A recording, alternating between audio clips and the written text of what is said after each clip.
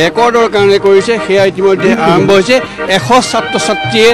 ভূপেন হাজৰিকাৰ তৈলচিত্ৰ অংকন কৰিছে আৰু পৰৱৰ্তী পৰ্যায়ত এই তৈলচিত্ৰ তেওঁলোকে সংলগ্ন কৰি বিশাল যি তৈলচিত্ৰ সেই তৈলচিত্ৰ বিশ্বৰ আটাইতকৈ ডাঙৰ তৈলচিত্ৰখন আজি নিৰ্মাণ হৈছে আৰু 2 মিনিটৰ ভিতৰতে এই তৈলচিত্ৰ সাজু কৰিব আৰু 100 কণ কণ ছাত্ৰ ছাত্ৰীয়ে ভূপেন হাজৰিকাৰ তৈলচিত্ৰৰ বিভিন্ন দৃশ্যসমূহ তেওঁলোকে অংকন কৰিছে যিটো সম্পূৰ্ণ হোৱাৰ পাছত এখন পূৰ্ণাংগ সুধাকান্ত ডক্টৰ ভূপেন হাজৰিকাৰ তৈলচিত্ৰ গঢ়ি উঠিব ইতিমধ্যে 100 যি শিক্ষাৰ্থী কণ কণ শিক্ষাৰ্থী যি YDM আৰ্ট এণ্ড জুক স্কুলৰ 100 শিক্ষাৰ্থীয়ে একেলগে তেওঁলোকে ভূপেন হাজৰিকাৰ যিখন মুখৰ চিত্ৰ সেই চিত্ৰ তেওঁলোকে অংকন কৰিলে আৰু 100খন টুকুৰা সংগ্ৰহ কৰি বিশ্বৰ আটাইতকৈ ডাঙৰ যিখন চিত্ৰ সেইখন অংকন কৰিলে আমি মঞ্জিত কাশ্যপ আছে যি আচলতে সমগ্ৰ বিষয়টোত নেতৃত্ব লৈছিলে এই স্কুলখনৰ তেওঁ অধ্যক্ষ কি নমস্কাৰ আচলতে আমাৰ বহুদিন ধৰি প্ৰচেষ্টা চলি আছিল আমাৰ YDM আৰ্ট এণ্ড যোগা স্কুলৰ 100জন কণ কণ ছাত্ৰ ছাত্ৰীয়ে আমাৰ 2 মিনিটৰ ভিতৰত ভূপেন দাৰ ডাঙৰ প্ৰতিকৃতি বৃহত্তম প্ৰতিকৃতি অংকন কৰিলে যাৰ জোখ হৈছে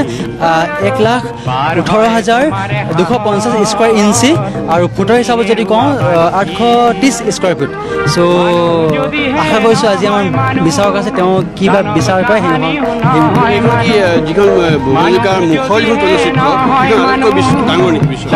আচলতে ইয়াতকৈ ডাঙৰ মই নেটত চোৱা মতে 2100 স্কোৱাৰ ফিটৰ চিত্ৰ আছিলে কিন্তু সেইটো তেওঁলোকে 2 মাহ দিন সময় লৈছিলে 2 মাহ দিন সময় লৈ অমিতাভ বচ্চনৰ ছবি আঁকিছিল 2 মিনিটৰ ভিতৰত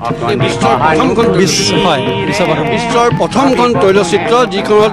100 ছাত্ৰ ছাত্ৰীয়ে কণ কণ ছাত্ৰ ছাত্ৰীয়ে ডক্টৰ ভূপেন হাজৰিকাৰ মুখাৱয়ৰ তৈলচিত্ৰ অংকন কৰে আজি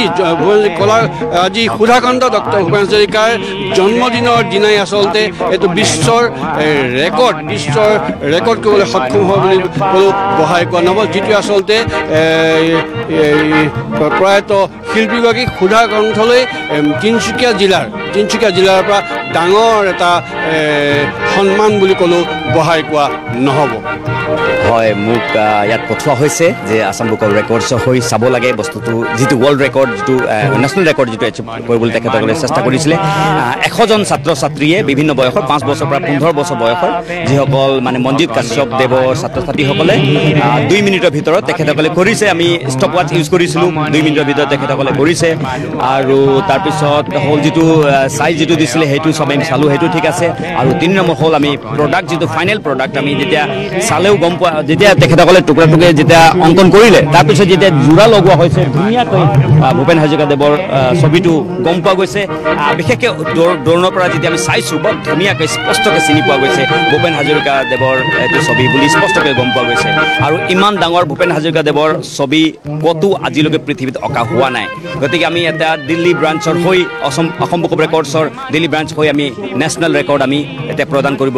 আহি গৈছোঁ 100জন ছাত্ৰ ছাত্ৰীক ধন্যবাদ